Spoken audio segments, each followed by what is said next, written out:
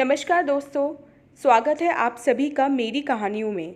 मैं हूं शिखा और एक बार फिर से आपके लेकर आई हूं एक नई कहानी और उम्मीद करती हूं कि ये कहानी भी बाकी कहानियों की तरह आपको बेहद पसंद आएगी और आप पहले की तरह अपना प्यार और सपोर्ट मेरी वीडियोस पर बनाए रखेंगे। तो चलिए अपनी आज की कहानी शुरू करते हैं। मैं शनिवार की शाम ऑफिस से ही एक रात मायके में रुकने आ गई। सीमा दीदी भी 2 दिनों के लिए आई हुई थीं। सोचा सबसे जी भरकर बातें करूंगी, पर मेरे पहुंचने के घंटे भर बाद ही रवि का फ़ोन आ गया। मैं बाथरूम में थी, इसलिए मम्मी ने उनसे बातें करी। रवि ने फ़ोन करके बताया है कि तेरी सास को बुखार आ गया है। कुछ देर बाद मुझे यह जानकारी देते हुए माँ साफ तौर पर नाराज़ नज़र आ रही थी। मैं फ़ौरन तमतमाती हुई बोली, अभी मुझे यहाँ पहुँचे 1 घंटा भी नहीं हुआ है कि बुलावा आ गया। सासू माँ को मेरी एक दिन की आज़ादी बर्दाश्त नहीं हुई और बुखार चढ़ा बैठी। क्या पता बुखार आया भी है या नहीं। सीमा दीदी ने बुरा सा मुँह बनाते हुए अपने मन की बात कही। मैंने जब आज सुबह सासू माँ से यहाँ एक रात रुकने की इजाज़त मांगी थी, तभी उनका मुँह फूल गया था। दीदी, तुम्हारी मौज है जो सास ससुर के झंझटों से दूर अलग रह रही हो। मेरा मूड पल पल खराब होता जा रहा था। अगर तुझे इन झंझटों से बचना है तो तू अपनी सास को अपने जेठानी के पास भेजने की ज़िद पर अड़ जा। सीमा दीदी ने वही सलाह दोहरा दी जिसे वे मेरी शादी के महीने भर बाद से देती आ रही हैं। मेरी तेज तर्रार जेठानी के पास न सासू माँ जाने को राज़ी हैं और न बेटा भेजने को। तुम्हें तो पता ही है, पिछले महीने सास को जेठानी के पास भेजने को मेरी ज़िद से खफा होकर रवि ने मुझे तलाक देने की धमकी दे दी थी। अपनी माँ के सामने उनकी नज़रों में मेरी कोई वैल्यू नहीं है दीदी। तू रवि की तलाक देने की धमकियों से मत डर, क्योंकि हम सबको साफ दिखाई देता है रवि तुझ पर जान छिड़कता है। सीमा ठीक कह रही है, तुझे रवि को किसी भी तरह से मनाना होगा। तेरी सास को दोनों बहुओं के पास बराबर बराबर रहना चाहिए। माँ ने दीदी की बात का समर्थन किया। मैंने गहरी सांस छोड़ते हुए कहा, माँ, फिलहाल मुझे वापस जाना होगा। पागलों जैसी बातें ना कर, माँ भड़क उठी।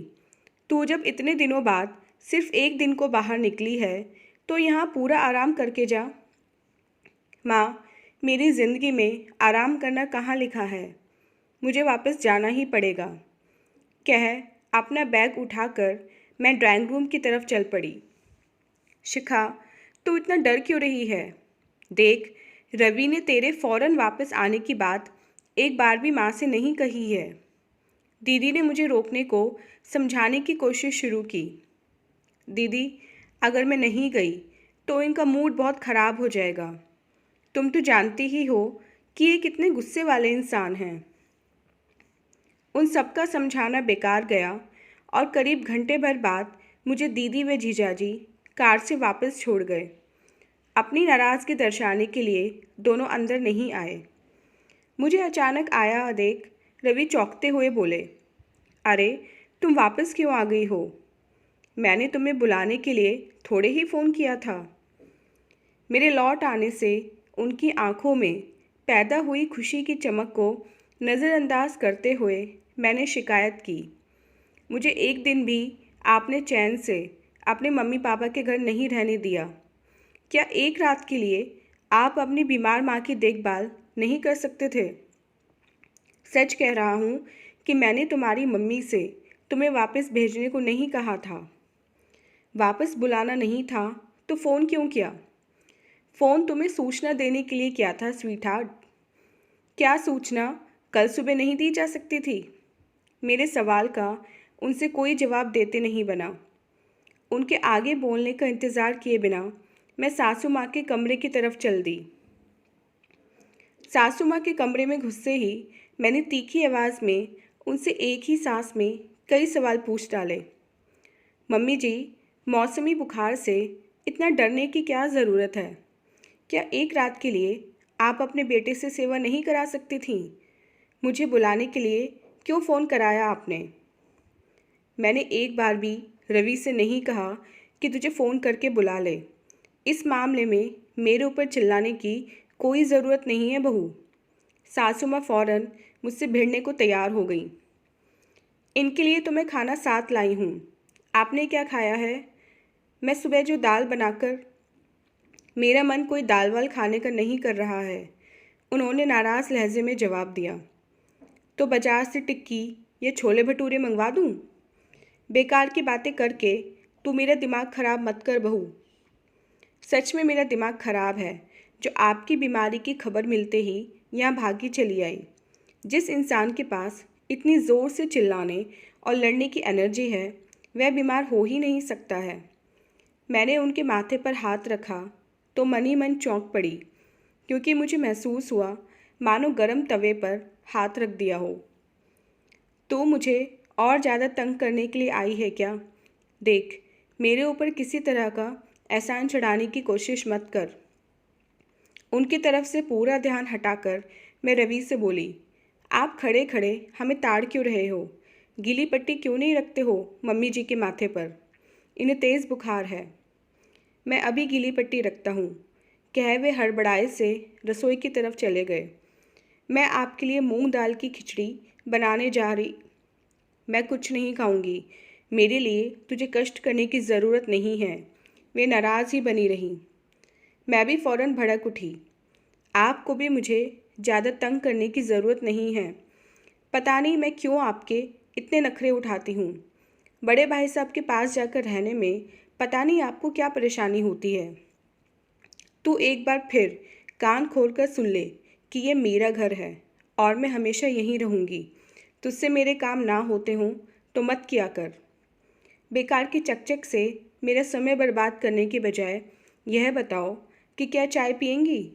मैंने अपने माथे पर यूं हाथ मारा मानो बहुत तंग आ गई हूँ। तो मेरे साथ ढंग से क्यों नहीं बोलती है बहू? यह सवाल उन्होंने कुछ धीमी आवाज़ में पूछा। अब मैंने क्या गलत कहा है? तू चाय पीने को पूछ रही है या लठ मार रही है? आपको तो मुझसे ज़िंदगी भर शिकायत बनी रहेगी। मैं अपनी हंसी नहीं रोक पा रही थी, इसलिए तुरंत रसोई की तरफ चल दी। मैं रसोई में आकर दिल खोलकर मुस्कुराई और फिर खिचड़ी व चाय बनाने में लगी। कुछ देर बाद पीछे से आकर रवि ने मुझे अपनी बाहों में भर लिया और भावुक होकर बोले, माँ का तेज बुखार देखकर मैं घबरा गया था। अच्छा हुआ जो तुम फ़ौरन चली आईं। वैसे वेरी सॉरी कि तुम एक रात भी मायके में नहीं रह पाईं। तुमने कब मेरी खुशियों की चिंता की है जो आज सॉरी बोल रहे हो? मैंने उचक कर उनके होठों को चूम लिया। तुम ज़बान की कड़ी हो पर दिल की बहुत अच्छी हो। मैं सब समझ रही हूँ। अपनी बीमार माँ की सेवा कराने के लिए मेरी झूठी तारीफ़ करने की तुम्हें कोई ज़रूरत नहीं है। नहीं, तुम सचमुच दिल की बहुत अच्छी हो। सच, बिल्कुल सच। तो कमरे में मेरे लौटने से पहले सो मत जाना। अपने प्रोग्राम को गड़बड़ कराने की कीमत तो पक्का मैं आज रात को ही वसूल करूँगी। मैंने उनसे लिपटकर फटाफट कई सारे चुंबन उनके गाल पर अंकित कर दिए। आजकल तुम्हें समझना मेरे बस की तो बात नहीं है। उन्होंने कसकर मुझे अपनी बाहों में भींच लिया। तो समझने की कोशिश करते ही क्यों हो? जाओ, जाकर अपनी मम्मी के पास बैठो, कह मैंने हंसते हुए उन्हें किचन से बाहर धकेल दिया। वे ठीक कह रहे हैं। महीने भर से अपने व्यवहार में आए बदलाव के कारण मैं अपनी सास और इनके लिए अनबूझ पहेली बन गई हूँ। अपनी सास के साथ वैसे अभी भी मैं बोलती तो पहले जैसा ही तीखा हूँ, पर अब मेरे काम हमेशा आपसी रिश्ते को मजबूती देने व दिलों को जोड़ने वाले होते हैं। तभी मैं बिना बुलाए अपनी बीमार सास की सेवा करने लौट आई। कमाल की बात तो यह है कि मुझ में आए बदलाव के कारण मेरी सासू माँ भी बहुत बदल गई हैं। अब वे अपने सुख दुख मेरे साथ सहजता से बांटती हैं। पहले हमारे बीच नकली व सतही शांति कायम रहती थी, पर अब आपस में खूब झगड़ने के बावजूद हम एक दूसरे के साथ खुश व संतुष्ट नज़र आती हैं। सबसे अच्छी बात यह हुई है कि अब हमारे झगड़ों व शिकायतों के कारण रवि टेंशन में नहीं रहते हैं और उनका ब्लड प्रेशर सामान्य रहने लगा है। सच तो यही है कि इनकी खुशियों व वैवाहिक जीवन की सुख शांति बनाए रखने के लिए ही मैंने खुद को बदला है। मम्मी और मेरे बीच हो रहे झगड़े में कभी अपनी टांग अड़ाई तो आपकी खैर नहीं। महीने भर पहले दी गई मेरी इस चेतावनी के बाद वे मंद मंद मुस्कुराते हुए हमें झगड़ते देखते रहते हैं। जोरू के गुलाम, कभी तो अपनी माँ की तरफ से बोला कर। मम्मी जी जब कभी इन्हें उकसाने को ऐसे डायलॉग बोलती हैं तो ये ठहाका मारकर हंस पड़ते हैं। सास ससुर से दूर रह रही अपनी सीमा दीदी की मौज मस्ती से भरी ज़िंदगी की तुलना अपनी जिम्मेदारियों से भरी ज़िंदगी से करके मेरे मन में इस वक्त गलत तरह की भावनाएं कुलबुला रही हैं। सासू माँ के ठीक हो जाने के बाद पहला मौका मिलते ही किसी छोटी बड़ी बात पर उनसे उलझकर मैं अपने मन की सारी खींच व तनाव बाहर निकाल फेंकूंगी। तो दोस्तों, ये सास बहू की तू मैं तो चलती ही रहेगी। आपको ये कहानी कैसी लगी? मिलते हैं अपनी नेक्स्ट कहानी में इससे नेक्स्ट वीडियो के साथ। तब तक के लिए आज्ञा दीजिए। धन्यवाद।